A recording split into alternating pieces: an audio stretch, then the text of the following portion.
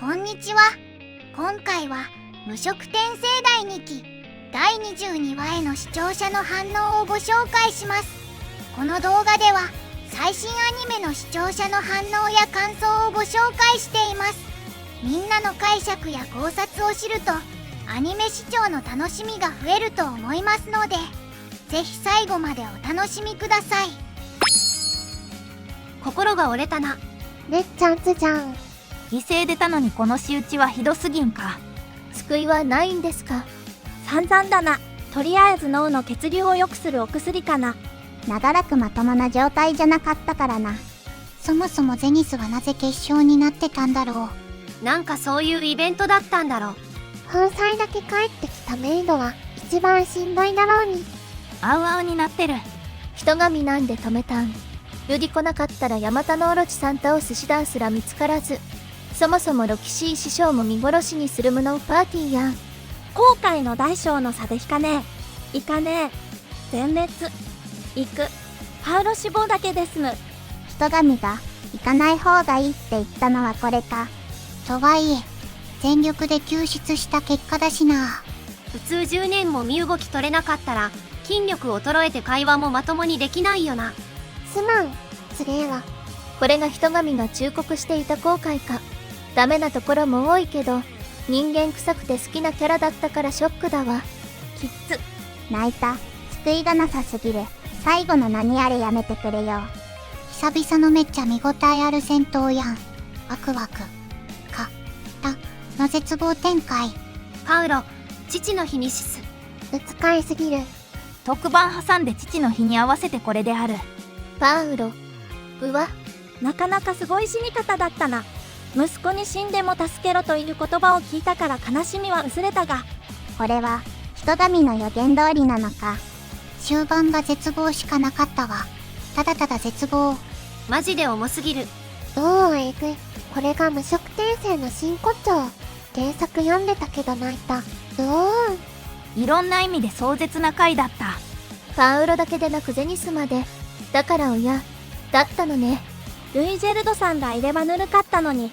ギレーヌがいれば。ぬるくはないが、ルイジェルド、ギレーヌ、ザノバあたりが一人でもいれば楽になったし、干渉できた可能性高い。首落とせるアタッカーがもう1枚あれば。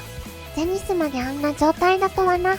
アニメとしてはヒュドラ戦よく動いてて迫力もあって見応えあった。父ちゃんつえ、オフェンス、ディフェンス、サポートと役割分担してるのね。エリスかギレーヌいたらもっと楽に勝てたんかな。長らく映像で見たかったシーンだが、実際に見るとなかなかきついな。戦闘シーンの CG と手書きの切り替えが見事だったわ。ルディはなんで最後油断したんや。でもルーデウスっていつもこれだよね。最後に気を抜く癖があるというか。ルーデルスは予知ができるのにもうちょっとなんとかならんかったのか。魔法で体くっつけられないの。パウロの上半身持って帰らないのか。死体は置いてきたのか。父さん以外のおっさん連中が生き残っただけでも珍しい展開。持ち帰る余裕はなかったのか。けどルディ来なかったらロキシーは死んでたし、母ちゃんも助けられなかったんだろうな。時間かかってパーティー全滅かもしれない。人神曰く、もっと万全の状態で挑んで犠牲ゼロらしい。あれ、左腕再生したんじゃなかったのか。回復魔法で止血しただけ。その場で仮装か。ダンジョンで火は使うな言われてたのに。なんか神が言ったら後悔するって言ってたけど、行かなかったらパウロたちはヒュドラのとこまでたどり着けなくて死ななかったのかな。ママは助けられなかっただろうけど。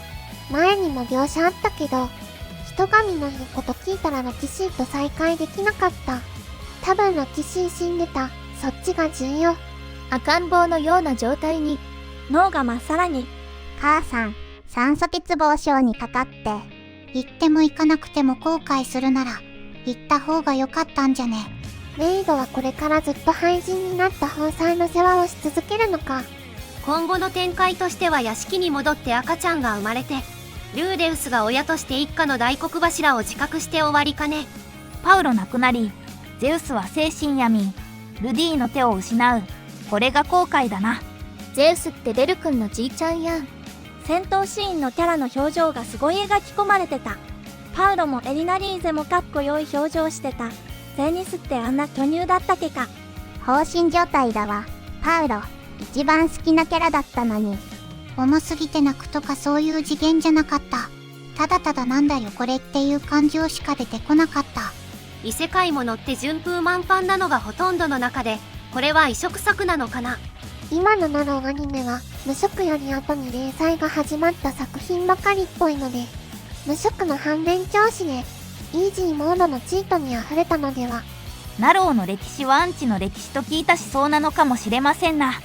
既存作の逆を行くことで広がっていったというか、そろそろ反動できつい展開に戻り始めたりするんだろうか。バトルは過去のアニメのファンタジーバトルでも最高峰の一つぐらいあったよな。原作のスピード感ある戦闘の描写をよく再現してたな。ただの尺稼ぎじゃなくて意味のあるバトルなのも良かったな。大切な何かを失うバトルは面白い。パウロ上級だったっけ。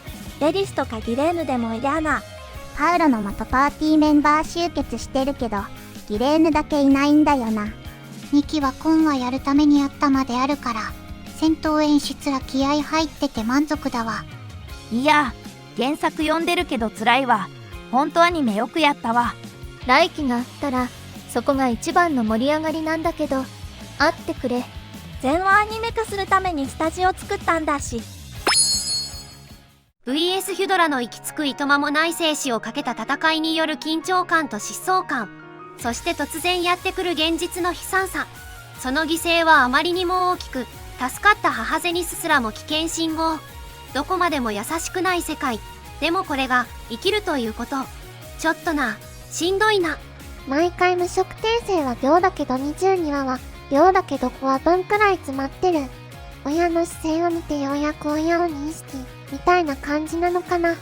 思ったよりしっかり描写されてて、ぐわー。オープニングがちゃんとあるのもまたグッとくる。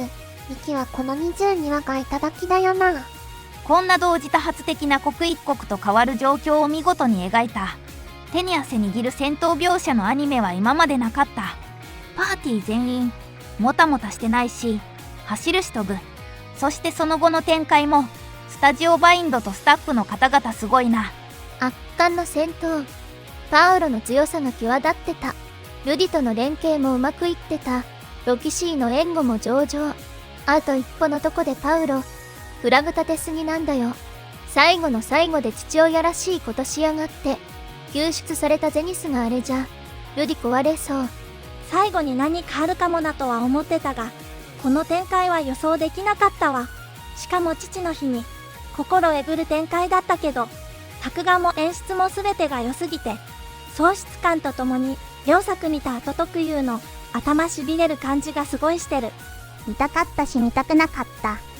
父はフラグ立てまくりだったが、それを超える衝撃と絶望感がひしひしと伝わってきた。助けたはずの母もやるせない結果、見ていてあっけに取られたし、気づいた時にはただただ涙が流れてた。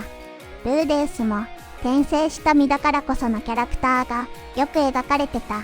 一番ゼニスを救いたかったパウロが身を投げ出して助けたのは息子のルディ。死に顔が笑ったのはルディが無事だったことへの安堵か、勝って救い出せることへの安心か。そして絶望はそれだけにとどまらずゼニスまで。ノーンエンドクレジット後のリーリャのお疲れ様でしたが悲痛すぎた。ルディがエリスの家庭教師時代、エリスとギレーヌに一番最初に教えた魔法は火。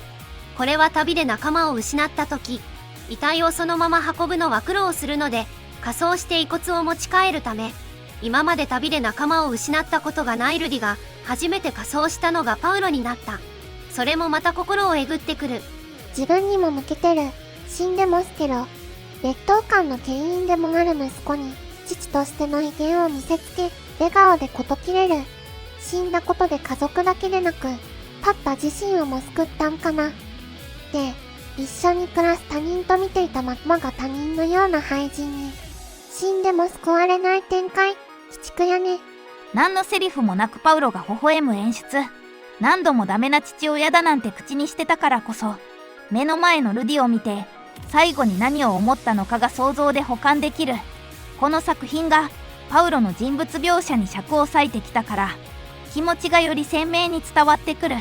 一緒に暮らしていた他人、しかも助け出したところで良くない考え方をすれば、失ったものはあまりに大きいが得たものはないも同然の、誰も幸せにならない結果、来るんじゃなかったと後悔しても不思議じゃないんだが、そこまでやる。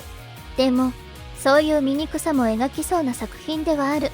凄絶な戦闘が残したのはあまりにも絶望的な結果で呆然とする。強さゆえの冷静さやあと一歩の油断な危険を感じ取れず、ルーデウスからあらゆるものを一瞬にして奪い去った。自分の知る存在が今もそこにいるとは限らない時のいたずら、緊張感が終始張り詰めていて、あっという間の出来事でした。鬼気迫るパウロ、それは積年の思いをぶつける方向で、対するヒドラの苛烈さもまた行き着くいとまもないほど、ルーデウスに足りなかったのは何だったのか。その絶望、未来、そして後悔の念がこびりつく過去。人生の選択に正解なんてない。彼の心境を映像で見せる演出に心底感銘、震えます。帰ってから聞くはずだった言葉、母親を見つけた時に取り乱さなかったこと、父との喧嘩を前にもあったと流したこと、それらすべて、ルディのミスによって生じた悲劇で、後悔に変わる。